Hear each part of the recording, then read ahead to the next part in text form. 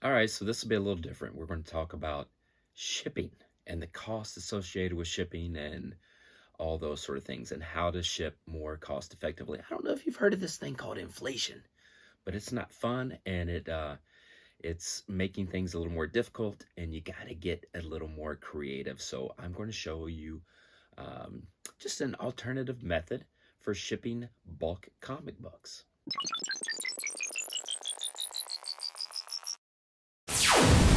Let's talk shipping comics. So what we have here is Legion of Superheroes from 1984, and I bought a big collection, and there was a run of this 1 through 63 in the annuals, and individually these comics are worth about a nickel, but you know, you put together a full run of a comic, um, and somebody will pay good money for it because it's nice. And so what I did is um, yeah, you got to keep shipping costs low because it is just absurd. Um, First of all, people feel entitled to free shipping. Second of all, shipping has gone up.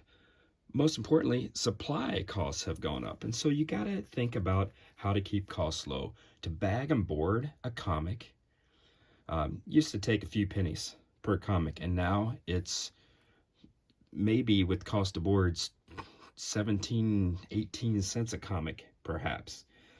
And it takes a lot of time. But if here are 12 comics, so 1 through 12, and so I'm taking about 6 and I'm flipping them over, right? So that you have some of the spines here, some of the spines there, which makes them a little flat because you don't have all the spines on one side. And then we got to talk about cardboard. So these are 2 pieces of cardboard, and you got to have it. And so I love it when I get it in the mail already like this. I reuse it, and I'm like, thank you for the extra. I might go out into the garage and cut down some boxes to size, and you want it to be just a few millimeters wider and longer than the comic on all 4 sides, right? So just a little bit larger.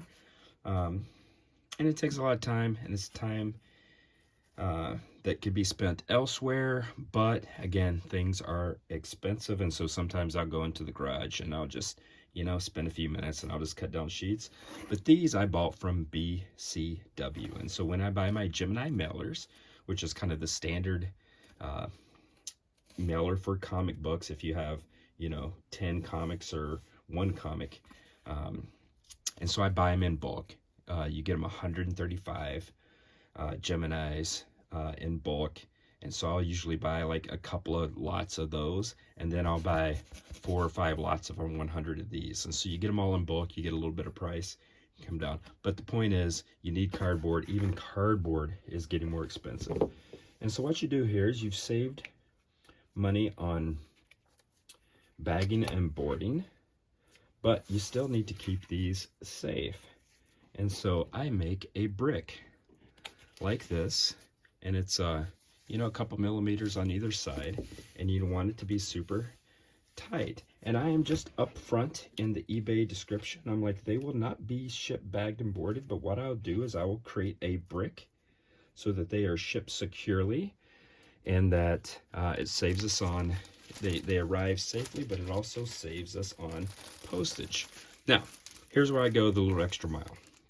This is a shrink wrap bag, and so these are like pennies, because I do want them to have a pretty good experience, and it is a great experience to be able to feel like you're opening something, right? You never, digital age, you never feel like you get to open anything, and so I have these bags, which serves that purpose. It's just a nicer experience, and you know, I'm not saying Mr. McFeely would ever mess up, but you know, what if the package drops in a mud puddle, right, or is left out in the rain? And so I have also this, which is a sealing machine, and so this cost just 20 bucks on Amazon, and I will go through, and I don't have a big enough one to do the full thing, but it makes it up top, and then I got to go do the other side because again I don't have a large enough size. And there we go. No water is getting in this. It's in a watertight bag. But wait, there's more. I also have a heat gun. Now this is mainly if I want to, you know, take the head off of a Marvel Legends figure or whatever, but it's, you know, it's good for crafting, heating up action figures, modifications, that sort of thing. But it also shrink wraps. So what I do is I double check again to make sure that, again, everything is even, super tight. I put my finger right there to hold it, and then I just shrink it up, which again serves two purposes. It's fun to get a little bundle, to feel like you get to open something. So, you know, that quote unquote customer service is important. And then the other thing is, if the package would inadvertently get left out in the rain, you are all set. And so I hold it tight so that it's not wiggling about. Then I take it and I flip it over and I make sure it's tight again. And I continue to shrink wrap it until it is a nice tight bundle. And you can see at some point it gets tight and you can let go. And I don't go crazy overboard on that. So as you can see, it's a little bit of time intensive, but honestly, bagging and boarding is time intensive and expensive. So I just use my time here to make a little bundle, and I like to go above and beyond just to make sure. And so I'll take some packing tape and I'll put 4 pieces of packing tape around 1, 2, 3, 4. And then you can see it's a super tight brick. So when you put your bubble wrap, or, you know, just really your newspapers crumpled up or whatever you do in your package, they will arrive safely and it'll keep your shipping costs down. All right, so here is what 67 comic books looked if they're bricked up, and you're welcome for the Chris Farley air quotes. So holy shnikes, that's a lot thinner. It saves you some money because you're not paying for bags and boards. It's a little more condensed if you're shipping. You know, it's still a lot. You still got to find a big box for this thing, right?